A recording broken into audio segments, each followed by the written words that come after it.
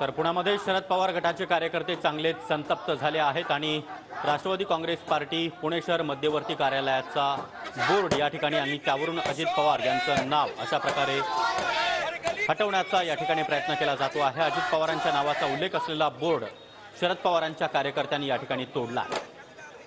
निवडणूक आयोगानं राष्ट्रवादी काँग्रेस पक्ष आणि घड्याळ हे चिन्ह अजित पवार यांना देण्याचा निर्णय घेतल्यानंतर आता राज्यभरामध्ये ठिकठिकाणी शरद पवार गटाचे कार्यकर्ते चांगलेच आक्रमक बनले।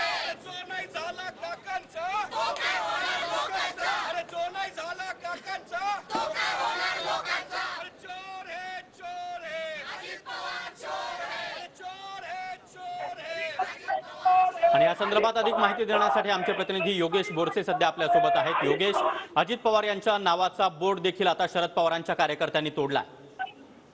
सागर, निश्चितच आपण पाहू शकतो काही वेळापूर्वी या ठिकाणी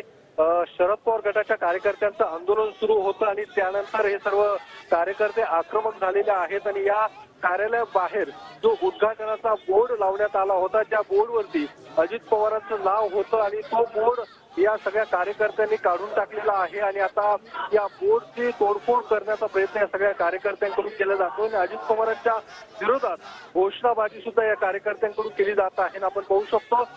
जोरदार अशी घोषणाबाजी महिला कार्यकर्त्या सुद्धा आपण या ठिकाणी पाहू शकतो आणि जो कोणी बोर्ड उद्घाटनाचा बोर्ड होता ज्यावरती अजित पवारांचं नाव होतं आणि अजित पवारांच्या हस्तेच या कार्यालयाचं उद्घाटन करण्यात आलं होतं आणि त्या उद्घाटनानंतर आता हा बोर्ड या भिंतीवरून काढून याची तोडफोड केली जात आहे आणि जोरदार अशी घोषणाबाजी या सगळ्या कार्यकर्त्यांकडून केली जात आहे। कारण काही वेळापूर्वी या सगळ्या कार्यकर्त्यांनी काळ्या फिती लावून निषेध आंदोलन केलं होतं आणि या आंदोलनादरम्यान